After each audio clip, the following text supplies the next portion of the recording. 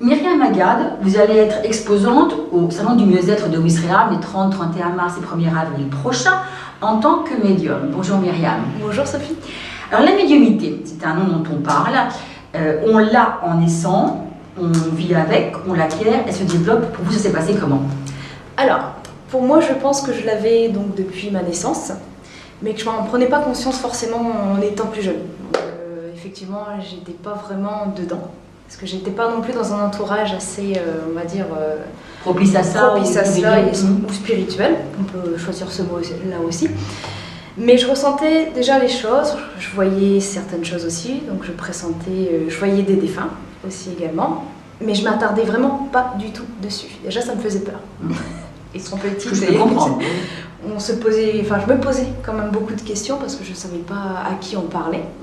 Donc déjà, on se dit comment je vais faire, à qui je vais en parler, si je parle de ça, peut-être me prendre pour une folle, je sais pas trop.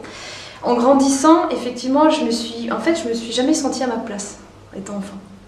Et petit à petit, en grandissant, je percevais certaines choses sur les personnes. Je voyais aussi certaines choses.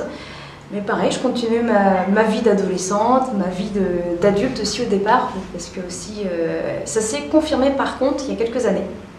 Où là, j'ai pris vraiment conscience qu'il y avait quelque chose en moi qu'il fallait que je travaille ou que je fasse ressortir. Je ne savais pas trop encore à l'époque comment, je pense, plus travailler à ce sujet. Parce que je ne savais pas si je devais peaufiner la médiumnité, si je l'avais déjà en moi. C'est quelques années justement après que j'ai compris, cette année-là justement que j'ai compris que c'était en moi. Que vous l'aviez en vous. Que je l'avais. Parce que j'avais rencontré des personnes qui sont déjà médiums et aussi magnétiseurs. Médium et magnétiseur, qui m'a fait comprendre que j'étais médium et que je l'avais déjà depuis que j'étais enfant. C'est à ce moment-là, à partir de là, que j'ai compris qu'il fallait que je mette ma médiumnité au service des autres. Parce que déjà, j'en avais besoin pour moi, mais aussi pour pouvoir aider au mieux les personnes qui en avaient besoin. Donc vous avez décidé de vous tourner vers les autres. C'est compliqué d'être médium quand vous rencontrez quelqu'un. Est-ce que vous avez, alors je ne vais pas dire des visions, je n'aime pas ce terme-là, mais des choses que vous percevez sur les personnes? C'est pas compliqué de vivre avec un don comme ça? C'est un peu compliqué au départ, surtout quand on ne sait pas trop le gérer. Effectivement, on peut percevoir certaines choses qui peuvent soit nous faire peur ou nous bloquer. Sachant qu'on ne connaît pas forcément la personne, on se dit je vois certaines choses qui ne me plaisent pas forcément. Parce que l'ego est là, l'ego est bien présent, donc il va se dire oh là, t'approches pas trop parce que là.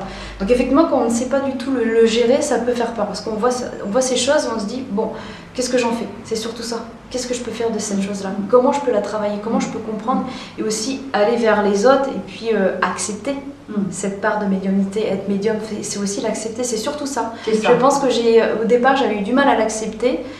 Et après, c'est venu justement en rencontrant des personnes qui sont dans ce domaine-là, avec qui j'ai pu comprendre justement ce qui m'arrivait et accepter ma médiumnité. Alors quand les gens viennent vous voir, ça se passe comment? Vous échangez avec eux, vous leur posez des questions? Est-ce que vous leur révélez des choses ou est-ce qu'au contraire vous les mettez sur un chemin sans forcément tout leur dire? Moi, je travaille plus en les mettant sur un chemin, parce que je travaille en écoutant les guides, mais aussi les anges et les êtres lumineux qui nous entourent. Donc effectivement, je ne vais pas faire de voyance, parce que je ne vais pas prédire l'avenir en disant voilà, il va vous arriver ci ou ça. Non, c'est pas du tout comme ça que je fonctionne. C'est plus justement le mettre sur un chemin. Par exemple, il y a une personne qui a un blocage, on va dire, sentimental. Il y a peut-être quelque chose à travailler justement sur cette partie pour pouvoir débloquer et continuer son chemin. C'est comme ça que je travaille. J'aime beaucoup travailler avec les anges, les guides, en écoutant aussi, en faisant le maximum pour pouvoir aider les personnes. Donc pour les aider à aller mieux, c'est le thème du salon. Alors quelle est, Myriam, votre définition du terme mieux-être? Alors pour moi, le mieux-être avant tout, c'est déjà se sentir de mieux en mieux chaque jour. Donc c'est déjà, ça peut prendre plein de formes, le mieux-être. Ça peut être mieux manger, ça peut être mieux dormir, ça peut être mieux niveau pensée, parce qu'effectivement les pensées parfois peuvent prendre trop d'ampleur au niveau du mental. Le mieux-être, c'est ça, c'est aussi se recentrer, être recentré en soi et aller mieux de mieux en mieux.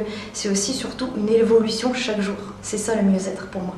Merci beaucoup Myriam, on va vous retrouver dans ce salon, on ira à votre rencontre, je crois que vous êtes vous-même ouverte et lumineuse. Ce sera avec plaisir qu'on ira vous rencontrer, parler avec vous. On vous remercie beaucoup pour votre participation à ce salon et puis à très très bientôt Myriam. Merci à vous Sophie. Belle journée, au revoir.